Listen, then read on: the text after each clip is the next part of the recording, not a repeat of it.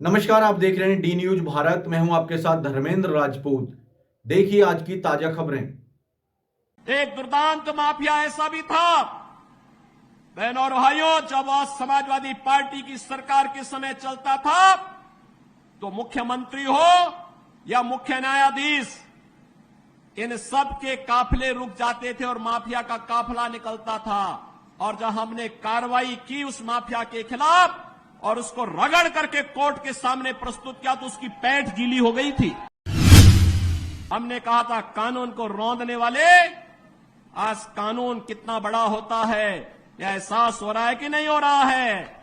और निर्दोष लोगों को मारोगे तो मिट्टी भी नहीं मिल पाएगी। देखो, जिनकी गर्मी हम शांत कर चुके हैं उनको गर्म मत होने दीजिए। अब यह देश, पूरे देश के अंदर एक आवाज है, उत्तरो दक्षिणो पूर्वो पश्चिमो, एक ही आवाज है पूरे देश के अंदर। मुझे 3 दिन पहले महाराष्ट्र जाने का अवसर प्राप्त हुआ था। उससे 1 दिन पहले मैं राजस्थान गया था। अभी जम्मू कश्मीर से आ रहा हूं और केवल यहां की सभा के लिए आया हूं, अन्यथा मेरे और भी कार्यक्रम थे। मैंने कहा नहीं, मैं जाऊंगा सरधना में, मैं इस बार जरूर जाऊंगा, 24 में मैं जरूर जाऊंगा। और बहनों भाइयों, मैं इसीलिए आया हूं आपसे कहने के लिए, जो लोग गुमराह कर रहे हैं उनके गुमराह में आने की आवश्यकता नहीं। ये लोग कभी नहीं आएंगे। फिर जाति के सौदागर उपयोग करेंगे, बाद में सौदेबाजी करके गायब हो जाएंगे। हमें किसी भी ऐसे व्यक्ति के बहकावे में नहीं आना है जिससे हमारा राष्ट्र धर्म खतरे में आए। याद रखना, इस देश के राष्ट्र धर्म को हमेशा खतरा जब भी आया है, इन्हीं लोगों के कारण आया है जिन्होंने जातीयता के आधार पर समाज के सामाजिक ताने बाने को छिन्न भिन्न किया है, हमेशा छिन्न भिन्न किया है।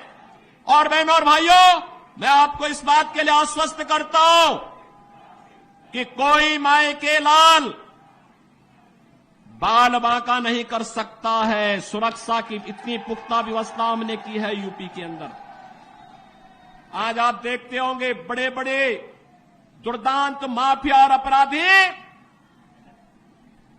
किस कदर उनकी दुर्गति हो रही है। आप देख रहे होंगे, जिनके नाम से ही लोग कर्फ्यू जैसा माहौल होता था, आज उनकी दुर्गति क्या है हर व्यक्ति देख रहा है। इन माफिया और अपराधियों की स्थिति क्या है आप रोज सोशल मीडिया के प्लेटफॉर्म को उठा करके देखते होंगे। एक दुर्दांत माफिया ऐसा भी था, बहनों और भाइयों, जब आज समाजवादी पार्टी की सरकार के समय चलता था तो मुख्यमंत्री हो या मुख्य न्यायाधीश, इन सब के काफिले रुक जाते थे और माफिया का काफिला निकलता था।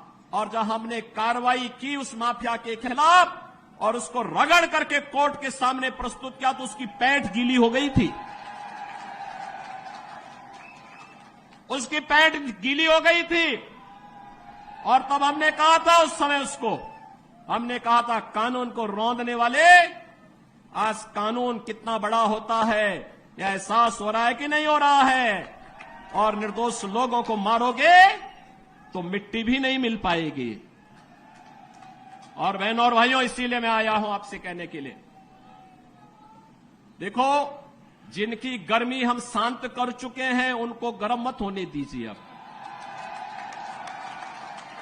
इस क्षेत्र को विकास की मुख्य धारा के साथ जुड़ने दो। उनकी सबकी गर्मी शांत हो गई है, वे गए काम से। और इसीलिए मैं आप सबसे अपील करने के लिए आया हूं कि पूरे देश की एक आवाज है, पूरा देश एक ही स्वर में बोल रहा है।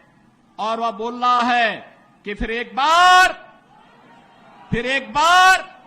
मोदी सरकार, फिर एक बार, थोड़ा जोर से बोलिए, यहां की आवाज दिल्ली तक पहुंचाइए, फिर एक बार मोदी सरकार। यह मोदी सरकार की जो गूंज पूरे देश के अंदर है, इस पूरी गूंज को घर घर पहुंचाना है। मोदी जी का प्रतिनिधि बन करके और स्वयं मेरा प्रतिनिधि बनकर के आपको जाना होगा। सहमत है? सहमत है? हमें कमल चुनाव चिन्ह देखना है, हमें कमल चुनाव चिन्ह देखना है। आप सहमत हैं? सभी लोग सहमत हैं? बहनों और भाइयों, सरधना विगत चुनाव में संजीव बालियान जितने वोट से जीते थे उसके दुगने वोट से जिताने की जिम्मेदारी सरधना को मैं दे रहा हूं। और बहनों और भाइयों, आप जिताएंगे तो मैं दोबारा फिर आऊंगा, यहां पर आऊंगा फिर दोबारा। अपने क्षेत्र की सभी छोटी बड़ी खबर देखने के लिए डी न्यूज भारत को लाइक, शेयर और सब्सक्राइब करें।